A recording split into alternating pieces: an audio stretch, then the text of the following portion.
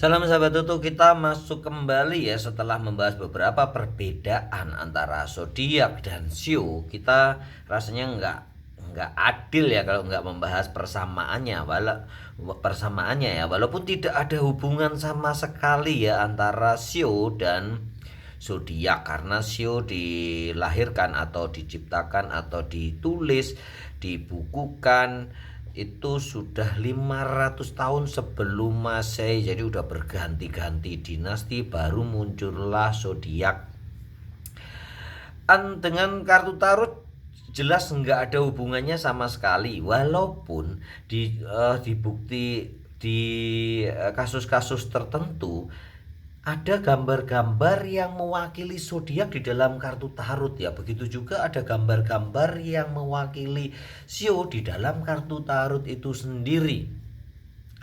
Kalau para pembaca tarot atau tarot reader yang benar-benar letterlock berdasarkan buku, dia tidak akan mau untuk membaca sio berdasarkan kartu tarot ya, karena kartu tarot itu tersendiri dibaca berdasarkan tanggal lahir dan nama. Nah, itu adalah alamat dari apa yang mau dibaca. Jadi kalau kita cari rumah harus tahu nama jalan dan nomornya ya. Istilahnya itu adalah nama dan dan tanggal lahir. Tanggal lahir adalah nomor rumah tersebut, supaya kita tidak salah alamat dalam membaca, tidak salah alamat dalam melihat rambu-rambunya, rumahnya warna apa, catnya warna apa, gentengnya apa ya, di depannya ada apa, itulah yang akan kita baca di dalam kartu tarot. Jadi ada yang benar-benar idealis tidak mau mencampur adukan antara zodiak atau sio di dalam kartu tarot. Kalau mau baca kartu tarot ya nama, tanggal lahir atau foto, supaya energi yang masuk benar-benar dia. Tetapi seiring berjalannya waktu, foto banyak yang filternya itu ampuh ya. Kalau dibilang jahat sebetulnya sih lebih baik ya. Menjadikan orang lebih cantik, lebih tampan dengan filter tertentu itu bisa membuat wajah beraneka ragam. Jadi bisa mengacaukan energi ya kalau dilihat dari foto saja. Maka saya lebih cenderung nama dan tanggal lahir. Nama adalah nama jalan dan tanggal lahirnya adalah nomor rumah yang mau dibaca. Istilahnya jangan sampai kita salah alamat, pengertian gampangnya begitu ya. Tapi kalaupun tidak ada nama dan tanggal lahir, biasanya kan nama aja, bisa dicocokin dengan nama dan foto. Itu juga akan menentukan orang yang sama, energi yang sama, tidak akan salah alamat. Tetapi kalau foto saja atau namanya nggak lengkap, misalnya apalagi nama pasaran ya, Joko, Agus, Andi, itu kan Andrew ya, kalau di barat kan Ana, itu kan nama-nama panggilan begitu. Bisa beribu-ribu orang nama Ana di dunia, bisa beribu-ribu nama orang Budi di Indonesia ya, Agus ya, banyak banget. Itu yang menyebabkan saya membaca lebih cenderung maunya ya udah komplit nama dan tanggal lahir.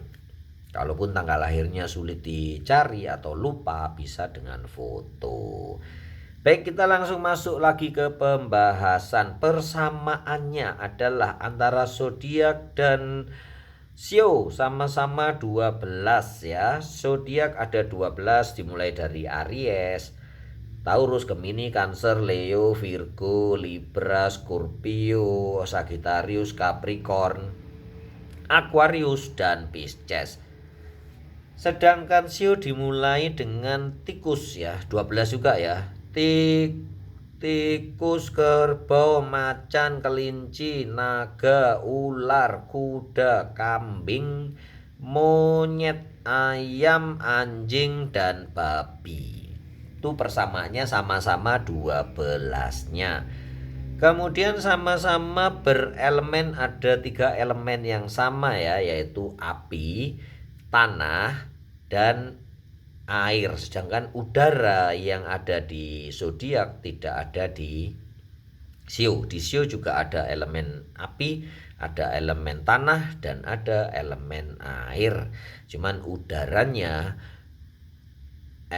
elemennya adalah tanah dan logam, sedangkan di zodiak digabungkan menjadi satu, menjadi udara.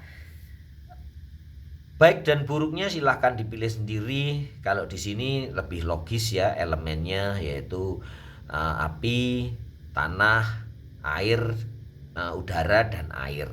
Di sini udaranya, di sio udaranya nggak ada, tetapi ada kayu yang menimbulkan udara ya. Oksigen itu kan dihasilkan dari fotosintesis tanaman ya, dari kayu ya, dari kayu yang akan menghasilkan oksigen yang menghasilkan udara ya. Sedangkan logam adalah hasil tempaan bumi, elemen tanah dan api dan air dan semua yang akhirnya membuat suatu bentuk mineral tertentu yang disebut logam. Itu adalah bentukan dari keempat elemen ini ya. Api, tanah, udara dan air yang menyebabkan korosi dan sebagainya, panjang dalam proses yang panjang yang menyebabkan terjadinya mineral ataupun logam-logam, termasuk logam mulia ya, termasuk emas. Kalau di sini kan sio lebih cenderung logam itu nantinya 60 tahun sekali akan muncul logam emas. Jadi ada karbo emas, naga emas itu yang sangat mulia ya, sangat diinginkan banyak orang Cina. Itu adalah anak dengan kelahiran laki-laki, naga emas dan macan emas, karena mereka memang simbol kepemimpinan, simbol pemimpin, dan hokinya akan banyak banget. Begitu menurut kepercayaan Cina. Baiklah, sekarang kita lanjutkan. Di dalam kartu tarot sendiri, zodiak ada 6 yang digambarkan dengan hewan ya. Sio yang semua binatang digambarkannya pun ada 6, itu persamaannya ya. Ini faktanya ya, di dalam kartu tarot zodiak yang bergambar hewan adalah kambing ya. Aries, ada kepala kambing di situ ya. Aries ada kepala kambing di sini ya. Ya, Aries 1. Kemudian Leo ya, gambar singa ya 2. Kemudian Scorpio tadi digambarkan sebagai kuda ya, di sini gambar hewannya ya. Maksudnya gambar ya hewannya ya. Kemudian Sagittarius, di dalam kartu tarot ada ayam atau burung ya yang ada sayapnya ya. Kemudian naga, kan itu adalah domba laut sebetulnya ya, naga itu ya. Kalau di zodiak itu dia berkepala domba, tapi berekor ikan ya. Terus kemudian Pisces digambarkan dengan 2 ekor anjing. Jadi ada 6. Kalau ini kan angel malaikat ya. Ini juga angel malaikat sih. Bisa dibilang sih ada hewannya 7 ya. Kalau zodiak ya ada 7. Di sini ada gambar ular dan ayam atau apa tuh namanya? Burung, anggap aja gitu, malaikat ya. Di sini juga binatangnya ada 7. Sedangkan di kartu tarot di sio sendiri gambar hewannya ada di macan. Kemudian di sio naga, di sio ular, di sio kuda, di sio kambing, di sio ayam, dan di sio anjing. Ada 7 juga ya. Sama-sama memiliki gambar hewan 7 ya. Sekali lagi ya, di Aries ya 1. Terus di Gemini ada gambar ular dan burung atau ayam 2. Kemudian di macan, di sio macan ya, di apa namanya, di zodiak Leo ya ada gambar singanya. Kemudian di Scorpio ada gambar, nih keempat ya, di Scorpio ada gambar kuda. Di Sagittarius ada gambar ayam atau burung lagi. Di Capricorn ada gambar naga laut. Dan kemudian langsung ke Pisces ada gambar anjing. Jadi 7 yang digambarkan sebagai binatang. Di sio juga sekali lagi ya, pertama adalah yang bergambarkan binatang adalah sio macan, kedua sio naga, ketiga sio ular. Ini ya sio ular ya. ular, ada gambar ular yang melingkar di sini ya. Nah, sio ular, kemudian sio kuda 4 ya. Kemudian sio kambing, ada di sini kambing. Kemudian sio ayam, dan kemudian yang terakhir adalah sio anjing. Ada 7 juga yang bergambar binatang. Itu adalah persamaan antara zodiak dan sio. Tapi sekali lagi tidak ada hubungan sama sekali antara zodiak, sio dan kartu tarot ya. Kemungkinan zodiak sih mengambil beberapa dari cerita-cerita yang memang lebih tua kartu tarot daripada zodiak ya. Tetapi kartu tarot lebih mudah daripada sio. Sio lebih tua daripada kartu tarot dan zodiak. 500.000 tahun sebelum Masehi ya, 500 tahun sebelum Masehi sio udah muncul. Sedangkan zodiak diambil berdasarkan kalender Masehi tahun 0001 ya, sekarang 2022 ya.